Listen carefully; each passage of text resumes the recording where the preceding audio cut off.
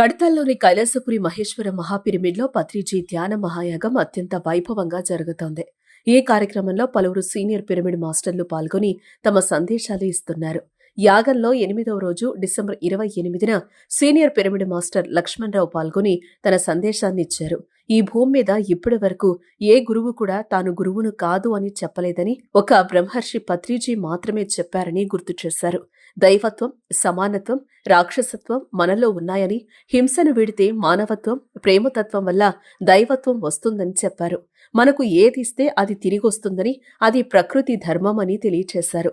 అనంతరం pyramid spiritual trust Hyderabad chairman Vijayabhaskar Reddy మాట్లాడుతూ, కైలాసపురి మహేశ్వర మహాపిరమిడ్ ఇంత అద్భుతంగా అభివృద్ధి చెందడంలో లక్ష్మణరావుది ముఖ్య పాత్ర ఉందని కొనియాడారు.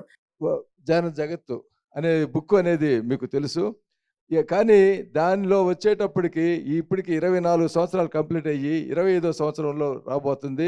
మీరందరూ ధ్యాన జగత్తు ఈ బుక్స్ అనేది అందరూ తీసుకోవాల్సిందిగా కోరుచున్నాను. అంటే ఒక నెంబర్గా తీసుకోవాలి, 1 year అనేది. ఆ విధంగా తీసుకొని దీనిలో చాలా సారాంశం ఉంటుంది. చక్కగా దీన్ని ఫాలోఅప్ చేయండి, తీసుకోండి. ప్రతి ఒక్క ఇంటికి అనేది ఇది రావాలి. అదేవిధంగా మీరు ఇంత చక్కని కార్యక్రమం చేస్తున్నారంటే మామూలు విషయం కాదు. కానీ దానికి తగ్గట్టుగా మన వంతు హెల్ప్ అనేది కూడా ఇందులో ఉండాలి. ఏంటంటే ఒకళ్ళే అంతా పెట్టుకోవచ్చు, కానీ అది కరెక్ట్ కాదు. అందరూ భాగస్వాములు కావాలి. ఎవరికి తోచినంత వాళ్ళు ఇస్తేనే రోజు రోజుకు మార్పు వస్తుంది. ఎందువల్లంటే ఇక్కడ ధ్యానం ఎప్పుడు జరుగుతుంటుంది. ఎప్పుడు ధ్యానం చక్కగా జరుగుతుంటుందో అప్పుడు ఎనర్జీస్ లెవెల్స్ మొత్తం చుట్టూ బాగా ఆరా పెరుగుతూ ఉంటుంది. ఆ ప్లేస్లోకి మనం వచ్చామంటే మనకు తెలియకుండానే మనలో ఉన్న టెన్షన్స్ మొత్తం తగ్గిపోయి చక్కగా ప్రశాంతమైన వాతావరణం ఎక్కడ ఉందంటే ఈ కర్తాళ్ అనేది ప్రపంచం మొత్తం తెలియాలంటే మనం ఏం చేయాలి? దాని వంతు సహాయం, మన సహకారం ఇవ్వాలి, కోఆపరేషన్ ఇవ్వాలి, హెల్ప్ చేయాలి. దాంతోపాటు మనం కూడా ఇక్కడ మనది అనేది మీకు ఎప్పుడు వస్తుందో అప్పుడే మన లోపల అనేది చాలా రిలాక్స్ అవుతుంది. దీనివల్ల ఏంటంటే మన పత్రిజీ గారు చెబుతున్నారు, ధ్యానం వల్ల ఎన్నో లాభాలు ఉన్నాయని. 100% కరెక్టు. ధ్యానం వల్ల చాలా లాభాలు ఉన్నాయి, కానీ అది చెయ్యాలి. ఎట్లా చేయాలి? మనము ఏదో చేసామనేది ఇట్టు కాకుండా 100% హార్ట్ఫుల్గా చేయండి. ధ్యానం వల్ల చాలా ప్రశాంతత వస్తుంది. ఎప్పుడు మన లోపల ప్రశాంతత అనేది మనలోకి అనుకుంటే ఆ రోజే మనలో ఉన్న బీపీలు, షుగర్లు కంట్రోల్ అవుతాయి. Thank you sir. ముందుగా మన బ్రహ్మర్షి సుభాష్ పత్రి సార్కి గట్టిగా కరతాళధ్వనులతోటి మరి ఇంత మంది అశేష సభ్యుల్ని అందరినీ ఒకటి దాటి మీద ఇక్కడికి దగ్గరగా చేర్చి ధ్యానులుగా తీర్చిదిద్దినటువంటి ఆ పితామహ బ్రహ్మర్షి పత్రి సార్కి శిరస్సు వంచి ఆత్మ ప్రణామాలు తెలియజేస్తున్నాను. మనుగురు, ములుగు, మల్లూరు ఇవన్నీ కూడా అక్కడ లక్ష్మీ నరసింహస్వామి అనే ఒక టెంపుల్ ఉంటుంది. ములుగులో, ఈ మల్లూరులో ఒక అటవీ ప్రాంతంలో ఉంటుంది అనమాట. చాలా సుందరమైనటువంటి ప్రదేశం అది. ఆ ప్రదేశంలో ఎవ్రీ పౌర్ణమి రోజు మా ధ్యానులందరం కలిసి, కొత్త వాళ్ళు అదేవిధంగా ధ్యాన సభ్యులందరూ కలిసి ఎంతో చక్కగా ప్రతి పౌర్ణమికి ఫుల్ మెడిటేషన్ అనమాట. రాత్రి అంతా చక్కగా ధ్యానం చేస్తూ, చక్కగా పాటలు పాడుతూ, మరి కొత్త వాళ్ళని తీసుకొస్తూ ధ్యానం గురించి తెలియజేస్తూ ఆ సుందరమైనటువంటి అటవీ ప్రాంతంలో ఆ దగ్గర మల్లూరులో కొద్దిగా జంతువులు ఎక్కువగా జరుగుతూ ఉంటుంది. ఎప్పుడైతే ఈ పౌర్ణమి క్లాసెస్ పెట్టామో 80% మొత్తం చాలా వరకు కంట్రోల్ అయిపోయింది. So that is power of meditation.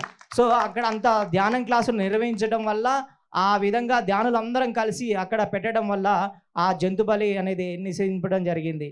అదేవిధంగా మనుగూరులో కూడా మా పిరమిడ్, సింగరేణి కాలరీస్లో పత్రిసారి వచ్చి మొట్టమొదటిగా ఆ కాలరీస్లో ఆ పిరమిడ్ ఓపెన్ చేసి, ఆ సింగరేణి బెల్ట్ అంతా అదొక నాన్ వెజ్ మొత్తం ఎక్కువగా వాళ్ళు భుజించే వాళ్ళు ఎక్కువగా ఉంటారు, అంతా మాస్ టైపు. సో అక్కడ పిరమిడ్ వచ్చి చాలామంది శాకాహారాలు మరి పాల్గొని మన ధ్యానుల్లో అందరం కలిసి శాకాహారాలు తీయటం వల్ల చాలా వరకు శాకాహారాలు మారడం జరిగింది. సింగరేణి ఎంప్లాయీస్ అందరం కూడా ఇదంతా అక్కడ ధ్యాన ప్రచారం చేయటం వల్ల మా ములుగు, మల్లూరు మాస్టర్స్ అందరూ కూడా దానికి వారు సహాయ సహకారాలు అందించి ఎంతో గొప్పగా మల్లూరోళ్ళు వాళ్ళందరూ కూడా మరి అందించడం వల్లే మనం అదేవిధంగా రీసెంట్గా మా పాప ఫంక్షన్లో కూడా రిటర్న్ గిఫ్ట్గా పిరమిడ్స్ అండ్ శాకాహారం బుక్స్ పంచడం జరిగింది. ప్రతి ఇంటింటికి పిరమిడ్ వెళ్ళాలనే ఉద్దేశంతో ప్రతి ఇంటికి కూడా పిరమిడ్ జగత్తు మరి సాధించాలంటే పిరమిడ్ గురించి అవగాహన అందరికీ తెలియాలి. అదేవిధంగా శాకాహార జగత్తు మరి మనం పాల్గొని దాన్ని మరి పెంపొందించాలంటే శాకాహార బుక్స్ నిర్విగా పంచిపెట్టాలి. శాకాహార జగత్తు మరి మనం అందరం దానిలో పాలు పంచుకోవాలి. ఏమి ఇచ్చారండి ఇవాళ మనకి? మిడిల్ పాత్, మధ్య మార్గము. నిన్న మనం ఏం నేర్చుకున్నాము? మనం ఈ శరీరం కాదు ఆత్మ. ఇవాళ మనం ఏం నేర్చుకుంటున్నాము? మనం శరీరము కూడాను ఆత్మ కూడాను అని నేర్చుకుంటున్నాము. సో శరీరము మనం ఎప్పుడైతే తీసుకుంటామో ఆ శరీరంని కూడా చూసుకోవాలి. మనం ఎప్పుడైతే ఒక కుటుంబానికి పుడతామో ఆ శరీరంలో ఉన్నప్పుడు మనం ఆ శరీరాన్ని చూసుకుంటూ ఇంకా ఎదుగుతూ ఉండాలి. ఆయన చెప్పింది ఏంటంటే ఇంట్లోనే గురుకులం ఉండాలి. మీ ఇంట్లో గురుకులం ఉందా లేదా? ఉందా లేదా గురుకులం? ఎప్పుడైతే తల్లిదండ్రులే ధ్యానులైతారో, తల్లిదండ్రులే గురువులుగా ఉంటారో, అంటే ధ్యానం నేర్చుకున్న వాళ్ళు, ధ్యానం తెలిసిన వారు, సత్యం తెలిసిన వాళ్ళు అయి ఉంటారో తల్లిదండ్రులు, ఆ ఇల్లు గురుకులంతో సమానము. అప్పుడు పిల్లలు అందరూ ఎంతో చక్కగా ప్రతిదీ నేర్చుకుంటారు. ఇందాక పత్రిజీ చెప్పినట్టు ఒక గురుకులంలో ధ్యానం నేర్చుకుంటారు, ఎన్నో రకరకాల వృత్తుల గురించి నేర్చుకుంటూ ఉంటారు. మన ఎడ్యుకేషన్ సిస్టంలో మొత్తం మైండ్ కల్చర్ ఉంది, హార్ట్ కల్చర్ లేదు. హార్ట్ కల్చర్ లేదు, ఓన్లీ మైండ్ కల్చర్ ఉంది. బయటికి వెళ్ళాక ఆ యొక్క రేస్లో మనం ఎలా నెగ్గాలా, ఎలా ముందుకు వెళ్ళాలా అని మనీ నేర్పిస్తారు, కానీ హార్ట్ కల్చర్ అనేది లేదు. ఆ హార్ట్ కల్చర్ అనేది మిస్సింగ్ ఉంది మనకి. మన పేరెంట్సే చూసుకోండి, ఎప్పుడైనా కానీ మీకు లంచ్ బాక్స్ ప్యాక్ చేసి ఇచ్చినప్పుడు ఇది నువ్వే తిను, ఎవరితో షేర్ చేసుకోకు అంటాం పిల్లలతోటి. ఎందుకు షేరింగ్ ఎందుకు నేర్పించాం మనం పిల్లలకి? ఆ హార్ట్ కల్చర్ అనేది ఎందుకు నేర్పించాం మన పిల్లలకి? గురుకులం అంటే అంతే కదా, షేరింగ్ కదా, కంపాషన్ కదా, కరుణ కదా, అందరితోటి సమానంగా ఉండాలనే కదా.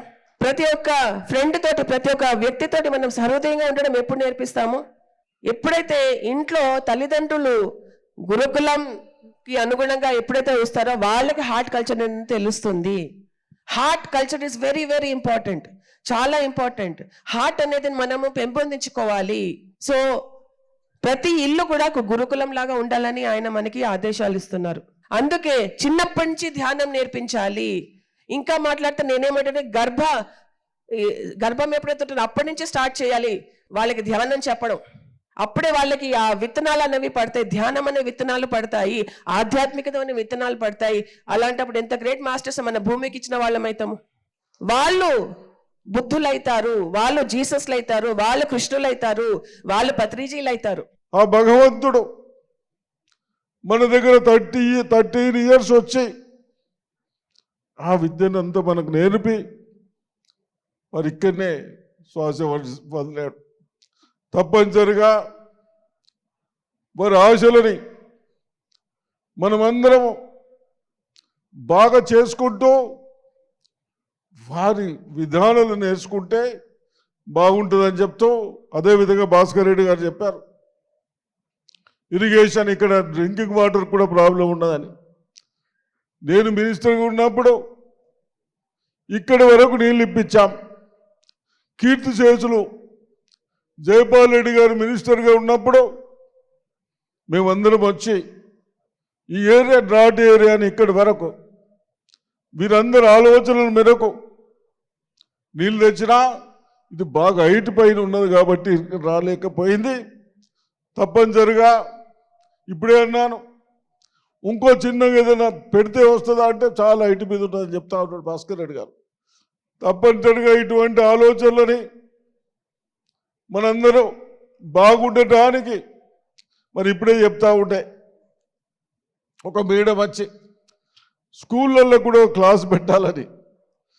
తప్పనిసరిగా అమ్మా మన పిల్లలకు భవిష్యత్తులో బాగుండటానికి క్లాసు పెట్టినాక సమ్ టైం కొద్దిగా కేటాయించి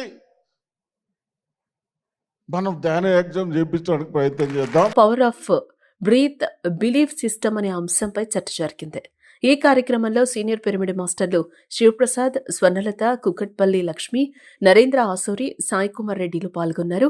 ఈ సందర్భంగా శ్వాస అంటే ఏంటి, పాశ్చాత్య దేశాల్లోని ప్రజలకు శ్వాసపై గల అభిప్రాయాలు ఏంటి, జంతువులు, యోగులు నిమిషానికి ఎన్ని శ్వాసలు తీసుకుంటారు, అలాగే విశ్వాసం అంటే ఏంటి అనే విషయాల గురించి అద్భుతంగా చర్చించారు. పత్రి గారు ఎప్పుడూ చెప్తూ ఉంటారండి, మనల్ని స్పిరిచువల్ సైంటిస్ట్గా ఉండమని అడుగుతూ ఉంటారు.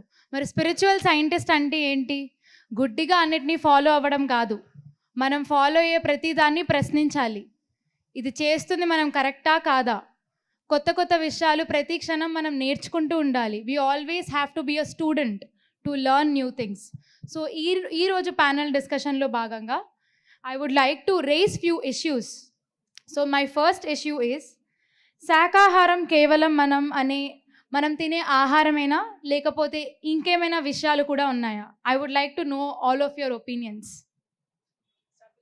I will start with Bhaskar. Question మళ్ళీ రిపీట్ చేస్తారా? శాకాహారం కేవలం మనం తినే ఆహారమేనా, లేకపోతే ఇంకేమైనా కూడా మనం తెలుసుకోవాల్సిన విషయాలు ఉన్నాయా? సో శాకాహారం, సో నేను రీసెంట్లీ తెలుసుకున్నాను ఇది. యాక్చువల్లీ సాంస్క్రిట్ వర్డ్స్లో శాక ఆహారం అంటే మీనింగ్, ఒరిజినల్ సాంస్క్రిట్ ప్రకారం శాక అంటే మొక్కలు, వెజిటబుల్స్, ప్లాంట్స్. ఆహారం అంటే ఫుడ్, ఎనీథింగ్ వి కన్జ్యూమ్, మనం భుజించేవి. ఏ రకంగా అయినా సరే, తిండి అవ్వచ్చు, బట్టలు అవ్వచ్చు, ఏదో ఒక రకంగా వీఆర్ కన్జ్యూమింగ్. సో శాక ఆహారం అంటే ప్లాంట్స్ నుంచి కన్జ్యూమ్ చేసేది ఏదైనా సరే శాకాహారం.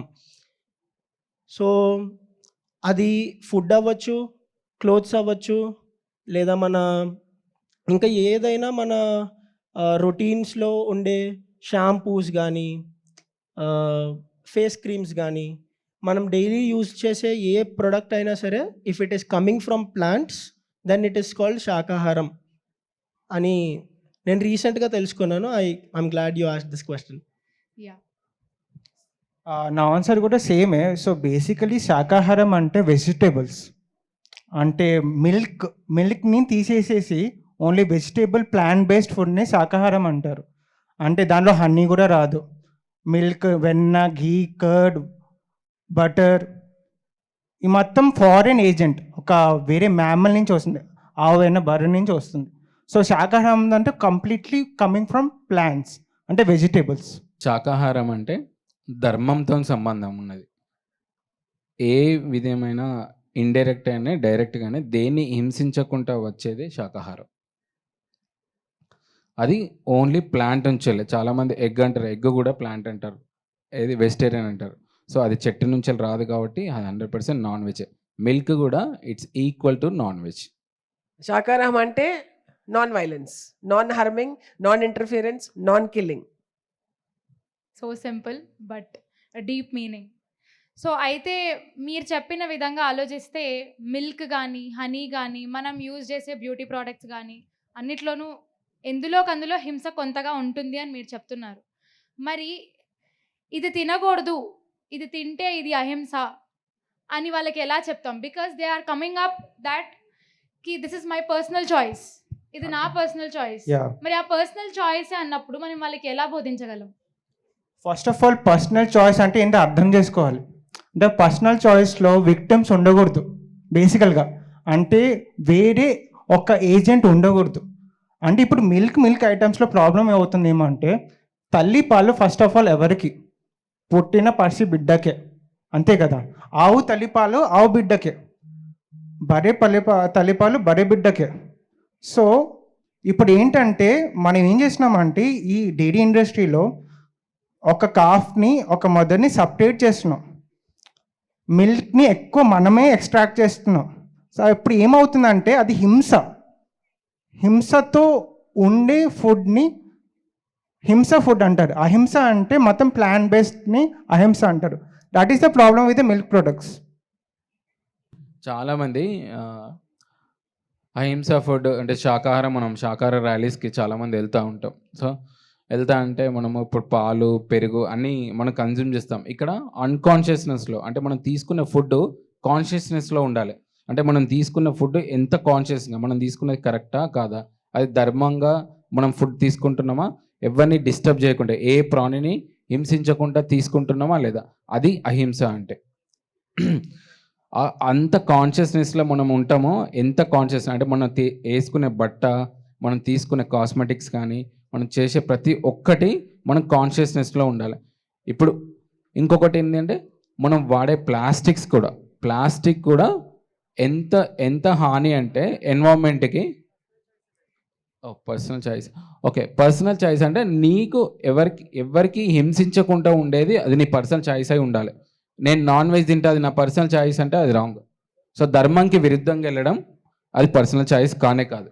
మన జగద్గురు బ్రహ్మర్షి పితామహ పత్రేజీ గారికి మనస్ఫూర్తిగా నేను కృతజ్ఞతలు తెలియజేసుకుంటూ, మరి పత్రి సార్ చెప్పారు, నా ఒకే ఒక కోరిక, ఒకే ఒక లక్ష్యం, అహింసాయుత భూమాత సాక్షాత్కారం అని చెప్పేసి.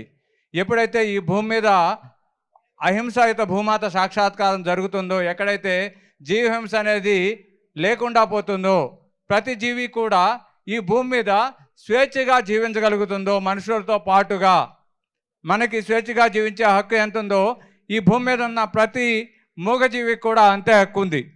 అలా ప్రతి ఒక్కరూ కూడా స్వేచ్ఛగా జీవించగలిగినప్పుడే మనకి వసుదైక కుటుంబం అనేది ఏర్పడుతుంది.